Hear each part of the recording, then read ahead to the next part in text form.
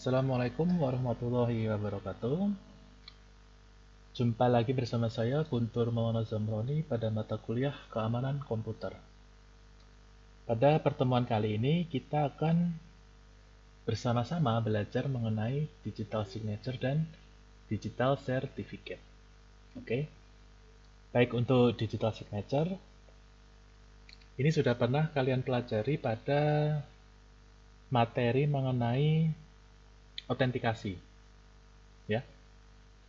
Dan sekarang kita akan coba perdalam mengenai digital signature dan digital certificate. Baik, langsung saja ya untuk mempersingkat waktu. Kita masuk ke digital signature. Apa itu digital signature?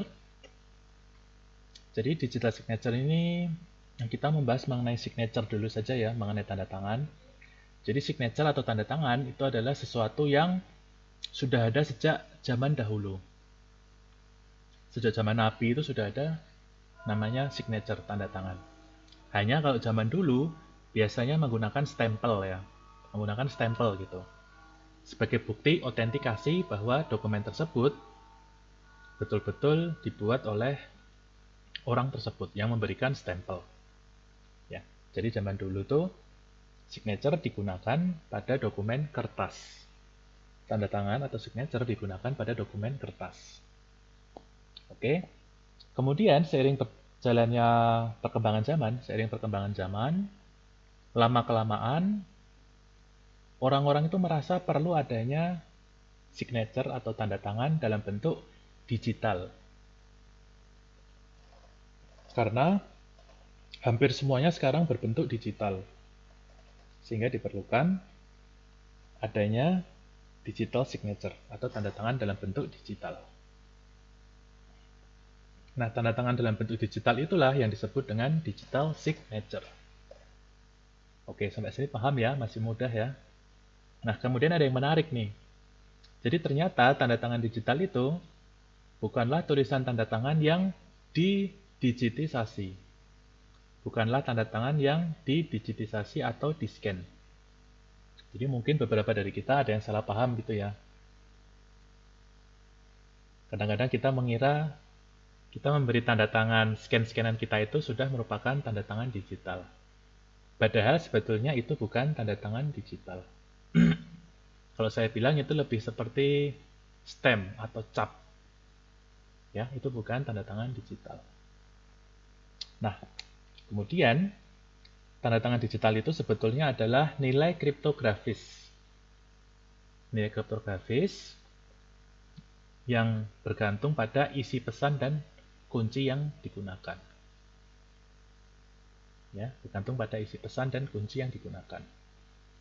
Kemudian ini perlu kalian perhatikan, ada perbedaan sifat dari tanda tangan pada dokumen cetak dengan tanda tangan pada dokumen digital.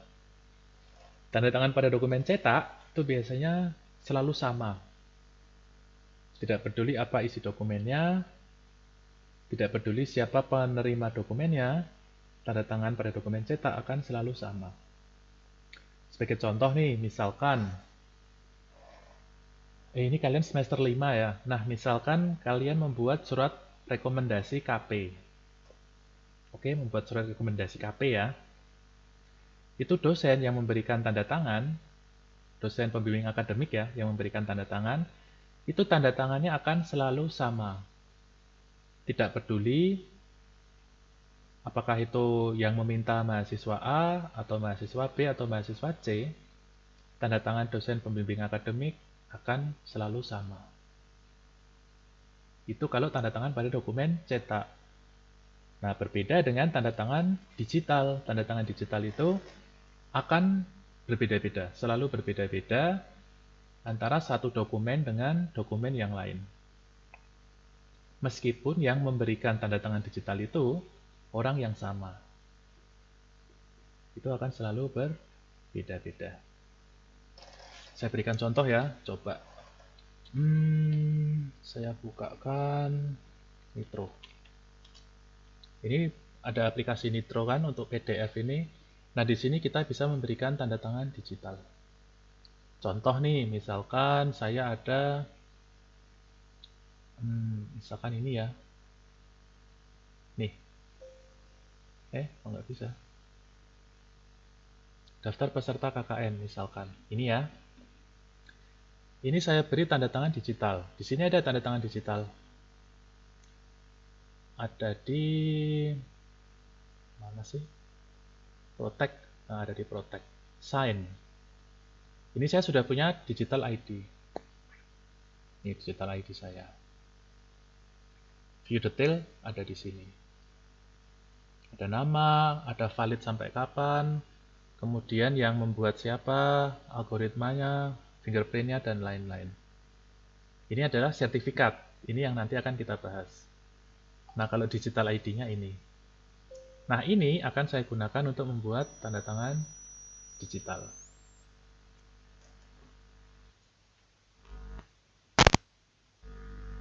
Oke, kita coba tanda tangan digital. Bisa tidak ya? Nah, oke, ini kan sudah tanda tangan digital saya sudah membuat apply. Nah, ini tanda tangan digital saya. Ini baru betul-betul tanda tangan digital. Di sini ada informasinya. Signature-nya valid. Kita lihat validasi signature-nya. Bisa kita validasi ini nanti. Kemudian di sini sudah disertakan sertifikat. Ini nanti yang akan kita bahas, digital certificate. Oke, jadi ini adalah contoh dari digital signature yang sesungguhnya. Ada banyak aplikasi yang bisa kalian gunakan untuk membuat digital signature. Ini hanya salah satunya. Oke, kembali ke topik ya. Sampai mana tadi kita? Oh ini. Jadi tanda tangan digital itu selalu berbeda-beda antara satu dokumen dengan dokumen yang lainnya. Meskipun yang memberikan tanda tangan digital itu orang yang sama. Sampai sini paham ya? Oke, kita lanjut. Nah, digital signature itu adalah kode digital yang ditempelkan pada pesan yang dikirim secara elektronis. Jadi kalau saya ilustrasikan, nah semisal kalian mempunyai pesan ya, yang dikirim. Nah nanti pada pesan itu akan ditempelkan digital signature di atasnya. Ini adalah digital signature-nya.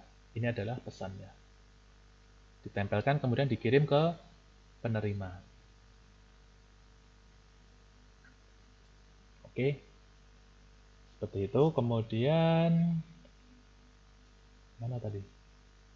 Nah, tanda tangan inilah yang nanti menjadi identifikasi dari si pengirim pesan. Jadi tanda tangan digital tadi, digital signature itu menjadi identifikasi untuk si pengirim pesan.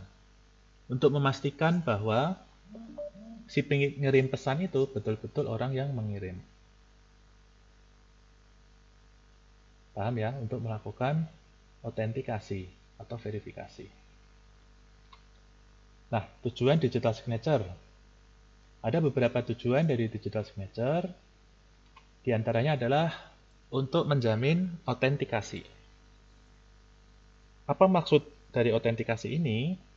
Yaitu digital signature dapat memberikan alasan kepada penerima pesan untuk percaya bahwa pesan yang dikirim tersebut atau pesan yang diterima oleh si penerima tersebut betul-betul dibuat dan dikirim oleh si pengirim. Oke, untuk memastikan ya. Memastikan bahwa memang pesan tersebut dikirim oleh si pengirim. Itu yang pertama, autentikasi. Kemudian yang kedua, digital signature juga memberikan kemampuan untuk non-repudiation. Non-repudiation itu apa? Non-repudiation itu adalah anti penyangkalan.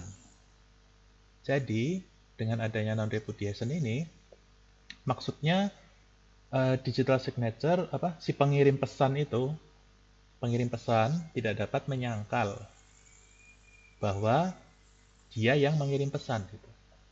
Karena kan terkadang kalau misalkan siapa tahu ya, ada yang mengirim pesan, kemudian tiba-tiba terjadi suatu kejadian sehingga orang yang mengirim pesan tersebut menyangkal gitu. Enggak, saya enggak mengirim kok. Ya, dengan tujuan supaya tidak terseret suatu kasus misalkan. Nah, tetapi dengan adanya digital signature, si pengirim pesan itu tidak dapat menyangkal bahwa bukan dia yang mengirim pesan. Dia nggak bisa menghindar, gitu. Nggak bisa berbohong. Seperti itu ya, maksud dari non-repudiation. Kemudian yang ketiga, yaitu untuk menjaga integriti, menjaga integritas. Apa maksud dari menjaga integritas ini? Maksudnya adalah dengan digital signature, kita dapat memastikan, atau si penerima pesan itu dapat memastikan, bahwa pesan yang dikirim tidak mengalami perubahan dalam proses pengiriman. Dalam artian, pesan yang dikirim dengan pesan yang diterima itu isinya sama, tidak ada perubahan. Oke, sampai sini paham ya? Nah, kemudian karena beberapa kelebihan dari digital signature ini, maka digital signature itu terkadang digunakan atau biasa digunakan ya untuk proses distribusi software perangkat lunak. Kemudian untuk proses transaksi keuangan, di mana di situ diperlukan autentikasi dan integrity, non-repudiation juga diperlukan tentunya. Nah, pada transaksi keuangan itu diperlukan juga digital signature. Kemudian untuk pengesahan dokumen, itu juga perlu atau dapat memanfaatkan digital signature.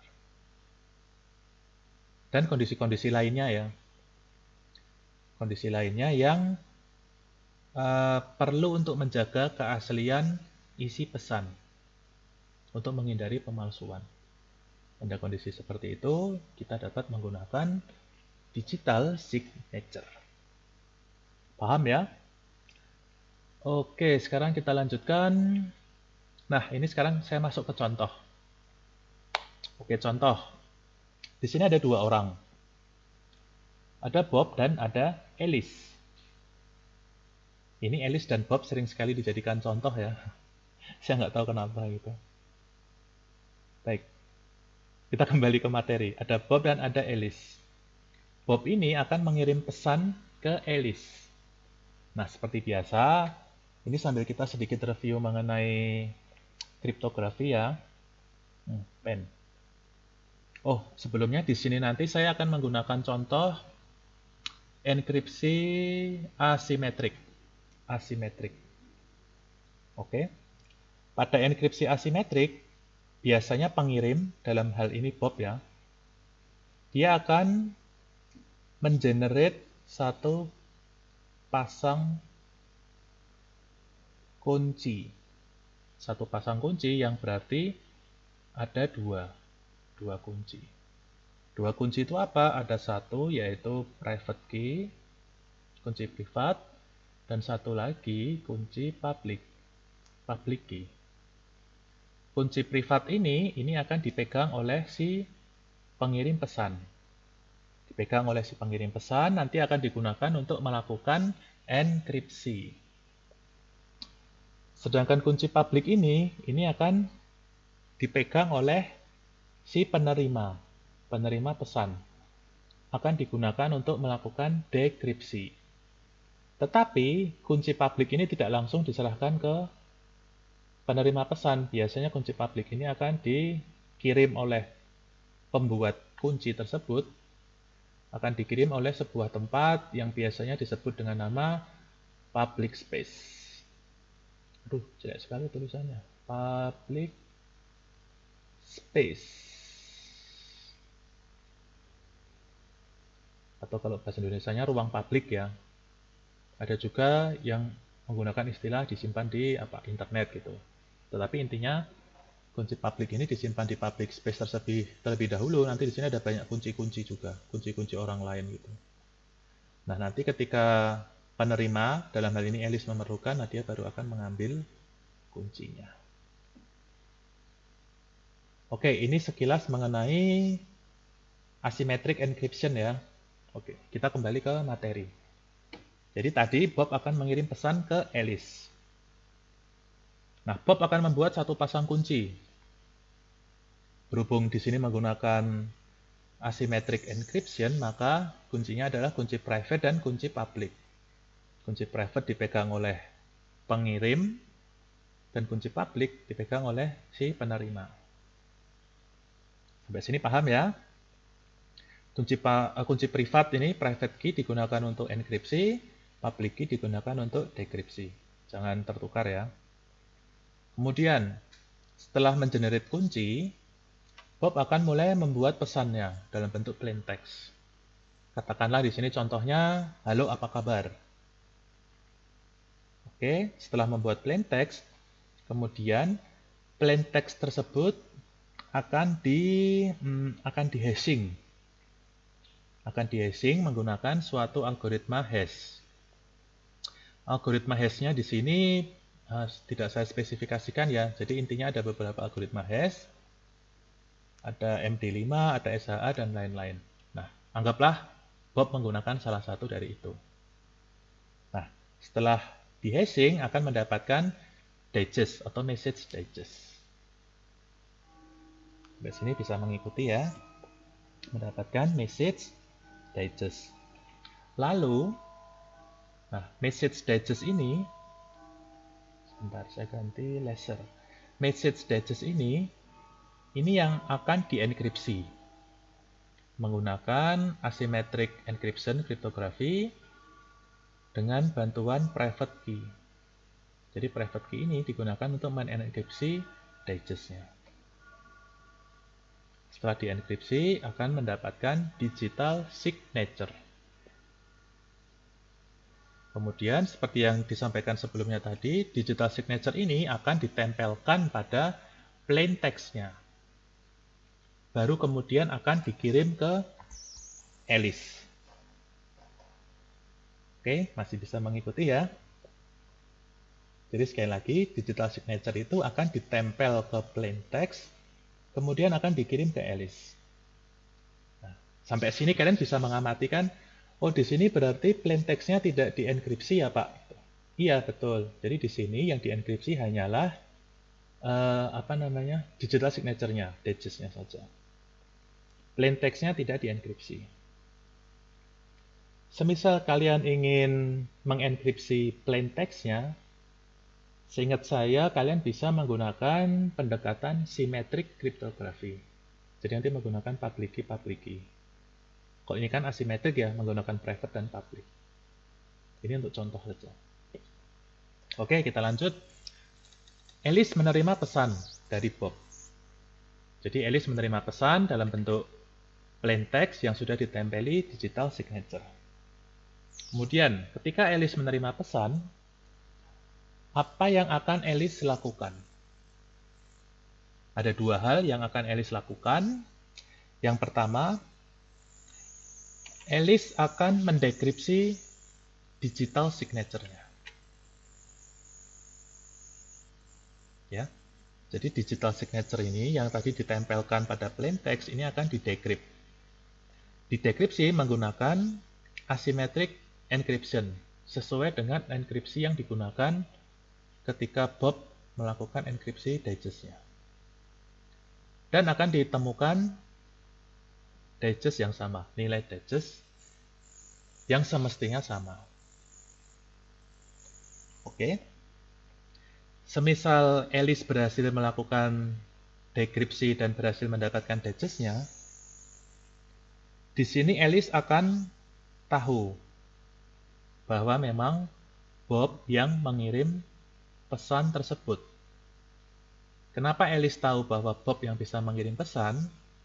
Karena digital signature tersebut dapat didekripsi menggunakan public key yang dikirim oleh Bob. Yang dibuat oleh Bob. Oke. Semisal digital signature-nya ini bukan milik Bob, maka tidak akan bisa didekripsi menggunakan public key yang dibuat oleh Bob. Sampai sini paham ya? Oke. Jadi intinya digital signature tadi didekripsi menggunakan asymmetric encryption yang sama dengan yang Bob gunakan dan akan mendapatkan digest. Kemudian, itu tadi yang pertama. Kemudian yang kedua, Alice akan tadi kan Alice mendapatkan plain text ya. Kemudian plain text tersebut akan di-hashing. Di-hashing menggunakan algoritma hashing yang sama dengan yang Bob gunakan. Plain text-nya di-hashing dan akan mendapatkan message digest. Oke, seru ya. Ya, diseru-seruin aja lah ya. Selanjutnya, nah digest ini akan dibandingkan. Cocok tidak dua digest ini gitu. Dibandingkan. Kenapa perlu membandingkan digest ini? Baik, kita lihat. Apabila digest-nya sama, maka berarti integritas pesan itu terjaga. Dalam artian, pesan tidak mengalami perubahan semenjak Bob memberikan tanda tangan digital. Integritas pesan yang diterima itu terjaga. Pesan yang dikirim dengan pesan yang diterima itu isinya sama. Oke, itu yang pertama. Kemudian yang kedua, bagaimana apabila digest-nya berbeda? Nah, apabila ternyata digest-nya berbeda, berarti integritas pesan itu akan dipertanyakan. Bisa jadi pesan itu mengalami perubahan ketika dalam proses pengiriman. Oke, sampai situ paham ya? Ya, paham. Kemudian saya lanjutkan. Nah, kelemahan digital signature. Ternyata digital signature itu memiliki kelemahan. Saya berikan sedikit ilustrasi. Ya, lagi-lagi kita bersama Bob dan Alice. Oke, anggaplah Bob itu akan mengirim pesan ke Alice.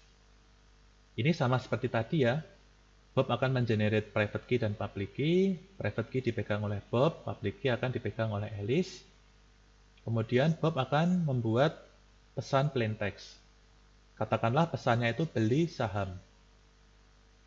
Kemudian Bob akan membuat digital signature menggunakan private key-nya. Ini seperti yang langkah tadi ya, cuman saya persingkat. Membuat digital signature untuk ditempelkan pada plain text-nya. Kemudian dikirimkan ke Alice. Oke, sampai sini bisa mengikuti ya. Nah, kemudian sekarang ada permasalahan. Tiba-tiba ada seorang penyerang. Ada orang ketiga gitu ceritanya. Ada seorang penyerang. Nah, penyerang ini dia akan mengintercept pesan yang dikirim oleh Bob ke Alice. Pesannya akan diintercept. Kemudian si penyerang ini dia akan membuat pesan palsu. Pesan palsu ini untuk ilustrasi ya. Tadi isinya kan beli saham. Bob mengirim. Tetapi oleh penyerang dia mengirim jual saham. Oke, jadi penyerang ini akan membuat plain text palsu dan juga akan mengenerate, juga akan membuat private key sekaligus public key. Public key-nya akan ditempatkan di public space. Private key-nya akan digunakan untuk membuat digital signature. Oke, paham ya? Jadi di sini tiba-tiba ada seorang penyerang yang melakukan intercept pesan dari Bob ini. Kemudian pesannya Bob ini dibuang dan penyerang ini membuat pesan palsu. Isinya jual saham, kemudian memberikan digital signature yang dibuat dengan menggunakan private key penyerang. Alice menerima pesan tersebut. Karena ada private key-nya kan. Nah, kemudian Alice akan mengambil public key dari public space ini, akan diambil. Kenapa Alice mengambil kunci ini? Karena Alice melihat ininya, digital signature-nya kan, private key-nya ini, public key-nya ini. Nah, dia mengambil ini. Kemudian Alice akan melakukan dekripsi. Bukan Alice melakukan dekripsi ya, maksudnya Alice akan mencocokkan digital signature-nya. Tentunya cocok. Kenapa pasti cocok? Karena private key dan public key-nya kan sama-sama buatan penyerang. Jadi tidak mungkin tidak cocok. Ya, sampai sini paham tidak? Ini kelemahan digital signature. Ya. Bisa jadi kalian tanya, Pak, tadi kan sepertinya sudah dijelaskan salah satu tujuan digital signature itu adalah autentikasi gitu. Untuk memastikan bahwa betul-betul si pengirim itu yang mengirim pesan. Iya, betul. Nah, ini juga autentikasi ini. Jadi di sini Alice itu akan memastikan bahwa memang betul-betul si penyerang ini yang mengirim pesan. Dia memastikan, oh betul, pesan ini adalah dikirim oleh seseorang gitu. Alice tidak tahu ya, Alice tidak tahu apakah pesan yang dia terima itu betul-betul pesan yang dikirim oleh Bob ataukah pesan yang dikirim oleh penyerang. Yang Alice tahunya adalah pesan yang diterima ini betul-betul apa? Dari si pengirim. Entah itu pengirim yang terlegitimasi, dalam hal ini Bob, atau pengirim yang bohongan, dalam hal ini penyerang. Alice tidak tahu. Yang Alice tahu adalah pengirim ini betul-betul yang mengirim pesan. Karena Alice dapat membuka dan melakukan verifikasi pesan tersebut berdasarkan public key yang dia miliki. Oke, paham ya? Jadi kalian jangan bingung. Tadi di depan disebutkan digital signature memiliki tujuan untuk autentikasi, tapi kenapa itu juga autentikasi juga merupakan kelemahan gitu. Jadi bukan autentikasi itu apa kelemahan digital signature, tetapi autentikasi yang ada pada digital signature itu kurang. Nah, seperti itu ya. Jadi autentikasinya kurang kuat karena si penerima pesan dia tidak dapat memastikan apakah pengirim pesan yang dia terima ini betul-betul dikirim oleh pengirim yang terlegitimasi atau pengirim yang bohongan, dalam hal ini attacker, penyerang. Paham ya? Ya, siap. Pokoknya paham lah ya. Paham tidak paham harus paham. Saya lanjutkan. Nah, jadi kelemahannya kalau boleh disimpulkan, digital signature ini memiliki kelemahan yaitu kurangnya autentikasi. Penerima, dalam hal ini Alice, dapat memastikan bahwa pesan tersebut dibuat dan dikirim oleh si pengirim. Tetapi tidak dapat memastikan apakah memang pengirim tersebut betul-betul pengirim yang terlegitimasi atau orang yang berpura-pura menjadi pengirim yang terlegitimasi. Alice tidak dapat memastikan apakah pengirim itu betul-betul Bob ataukah orang yang berpura-pura menjadi Bob. Ya, itu kelemahannya. Sehingga sebagai solusinya dibuatlah yang namanya digital certificate sebagai pelengkap, sebagai komplement dari digital signature untuk mengatasi masalah kurangnya autentikasi ini. Bisa dipahami ya? Jadi autentikasi itu merupakan salah satu tujuan dari digital signature, tetapi ada kekurangan dari autentikasi yang ada pada digital signature tersebut. Baik, sekarang kita masuk ke digital certificate. Apa itu digital certificate? Digital certificate sederhananya adalah tanda pengenal elektronik yang dikeluarkan oleh pihak ketiga. Jadi ada sebuah institusi yang mengeluarkan sertifikat digital. Nah, institusi tersebut haruslah institusi yang terpercaya. Oke, third party ya, pihak ketiga yang terpercaya yang mengeluarkan sertifikat digital. Nah, digital certificate ini tidak hanya memverifikasi identitas pemilik, tidak hanya memverifikasi identitas pemilik digital certificate tersebut, tetapi juga akan mengidentifikasi hal-hal lainnya. Seperti bahwa pemilik tersebut betul-betul yang memiliki public key. Jadi kalau di contoh tadi ya, ini sambil saya ingat-ingat, Kalau di contoh tadi kan ada namanya Bob, kemudian ada Alice, ada sini katakanlah C, penyerang ya. Nah, Alice ini kan dia tidak tahu bahwa yang punya kunci itu apakah si Bob ataukah si C gitu. Yang tadi merupakan salah satu kelemahan digital signature. Nah, dengan digital certificate, Alice ini akan tahu apakah pesan itu, apakah public key-nya itu milik B atau public key-nya milik C. Ya, itu salah satu keuntungan digital certificate. Oke, kita lanjutkan. Beberapa informasi yang tersedia di dalam digital certificate. Ada banyak hal ya yang tersedia, ada banyak informasi yang tersedia dalam digital certificate. Antara lain, mana ini? Nah, ini saya ganti aja. Yang pertama, nama pemilik digital certificate, baik itu sebuah organisasi atau individu. Jadi nanti di digital certificate itu ada keterangannya. Nama pemiliknya siapa? Seperti yang tadi saya contohkan di awal tadi ya. Kemudian yang kedua, alamat pemilik digital certificate. Ini terkadang juga dituliskan alamatnya. Lalu ada digital signature si pengirim.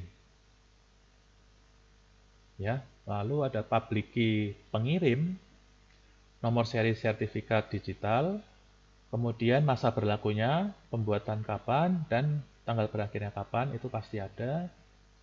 Kemudian yang tidak kalah penting, nama penerbit sertifikat. Pihak ketiga tadi ya. Yang menerbitkan sertifikat itu siapa, itu akan ada informasinya di digital certificate. Kemudian ada juga digital signature dari penerbit sertifikat. Dan lain-lain, ada beberapa ya. Ada banyak informasi yang tersedia. Hanya saja ini beberapa hal yang penting. Nah, ini contohnya. Dapat kalian lihat ada issued to, dalam artian ini adalah pemilik sertifikat digital.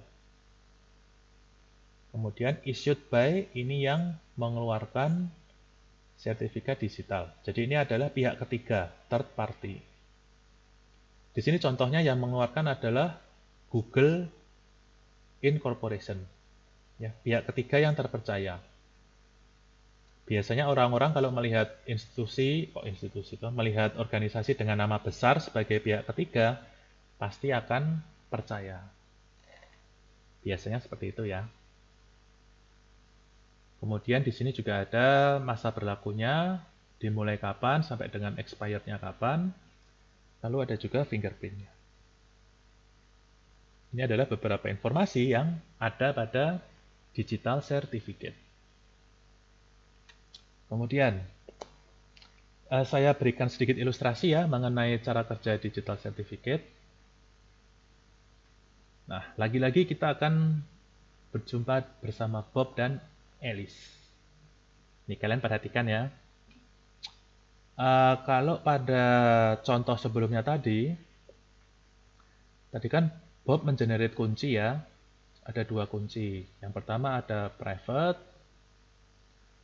Yang kedua ada namanya kunci public key. Nah, kunci private ini dipegang oleh Bob untuk melakukan enkripsi. Kunci public ini akan diletakkan di public space, yang kemudian akan diambil oleh Alice ketika akan melakukan dekripsi pesan dari Bob. Sebelumnya kan seperti ini ya. Tetapi dengan menggunakan digital certificate, ini akan sedikit berbeda. Apa perbedaannya? Kita lihat. Jadi pertama, Bob akan mengenerate kunci ya. Mengenerate kunci ada dua kunci. Kunci privatnya dia simpan untuk digunakan enkripsi, dan kunci publiknya juga masih dia pegang. Lalu Bob akan menulis pesan plain text. Isinya beli saham. Oke, bisa mengikuti ya. Kemudian Bob akan membuat digital certificate. Tadi ingat digital certificate itu apa saja isinya? Salah satunya adalah public key. Perhatikan di sini ada public key. Jadi alih-alih public key-nya itu dikirimkan ke public space, public key-nya itu akan dikirimkan bersamaan dengan pesan yang dikirim. Ya. Bisa kan kalian memahami perbedaannya?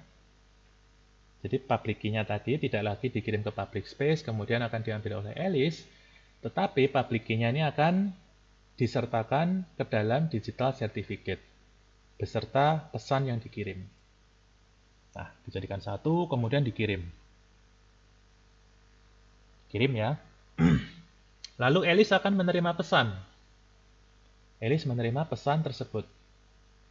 Berikut digital certificate-nya. Nah, Alice akan melihat sertifikatnya, dicek dulu. Ini dari siapa sih? Nama pemilik sertifikatnya siapa? Kemudian public key-nya, oh public key-nya ada gitu. Kemudian Alice melihat, membaca lagi di informasinya. Oh, penerbit sertifikatnya siapa? Dilihat. Oh, penerbitnya ternyata Google gitu. Nah, Alice akan percaya gitu. Karena pihak ketiganya itu adalah pihak yang dipercaya oleh Alice. Google dipercaya oleh Alice. Atau Alice percaya Google gitu ya sebagai pihak ketiga. Nah, karena Alice percaya dengan pihak ketiga, Alice menyetujui, approve gitu ya, percaya. Alice percaya dengan pihak ketiga yang menerbitkan sertifikat digital itu, maka Alice akan percaya, istilahnya percaya dengan apa yang dikirim. Kemudian Alice akan mengambil public key. Alice akan mengambil public key. Dan Alice akan percaya bahwa public key ini adalah public key milik Bob. Alice percaya public key ini milik Bob karena Alice juga percaya, atau Alice sebelumnya telah percaya bahwa digital certificate ini adalah digital certificate yang sah berdasarkan pihak ketiga yang mengeluarkan sertifikat. Oke, sampai sini paham ya? Saya lanjutkan. Nah, jadi digital certificate itu lebih banyak bermain dengan kepercayaan. Jadi seberapa besar penerima itu percaya dengan pihak ketiga, seberapa besar pengirim itu percaya dengan pihak ketiga. Pihak ketiga itu adalah pihak yang menerbitkan sertifikat digital. Ya.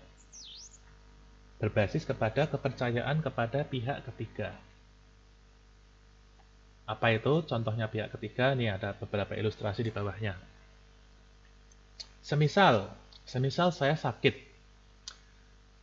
Kemudian saya membuat surat keterangan sakit gitu ya. Nah, Anda sebagai atasan saya akan percaya saya sedang sakit dengan melihat siapa yang membuat surat keterangan sakit tersebut.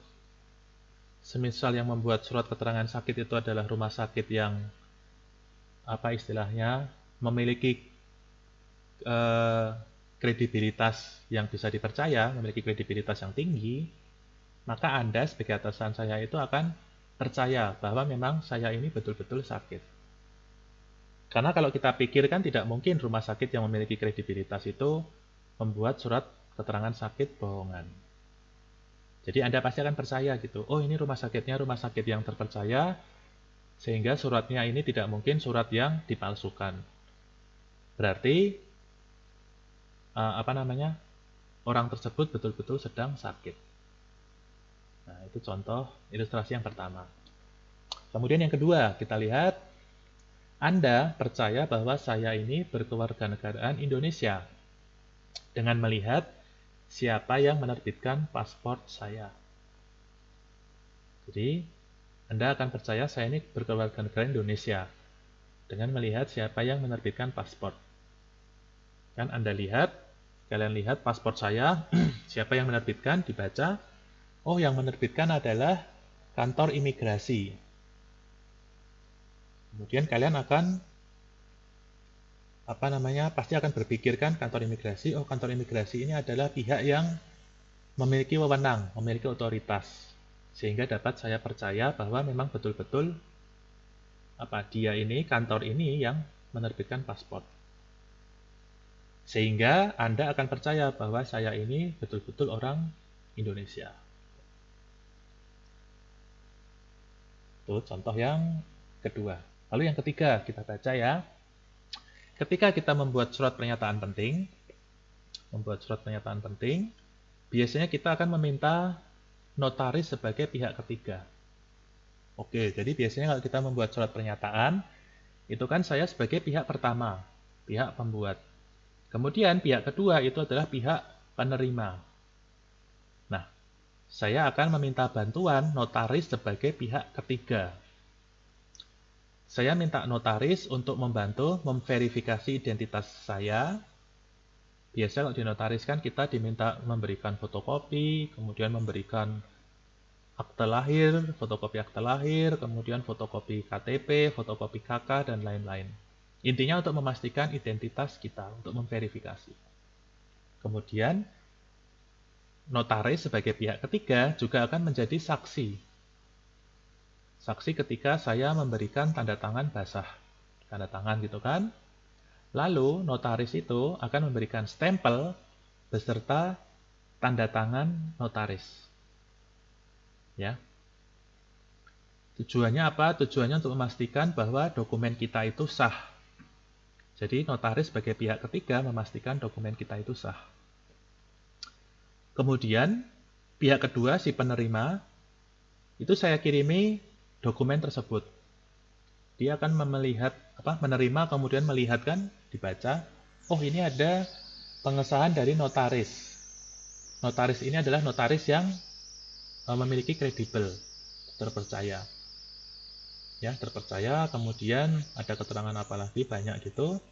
Sehingga pihak kedua, si penerima itu mengambil kesimpulan bahwa karena ini notarisnya notaris yang saya percaya atau memiliki kredibel, sehingga dapat saya pastikan bahwa dokumen ini, bahwa surat pernyataan ini adalah surat pernyataan yang sah, yang terlegitimasi.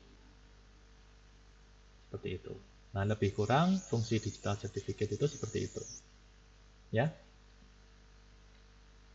Bisa dipahami ya. Jadi, digital certificate dikuatkan oleh pihak ketiga yang dipercaya.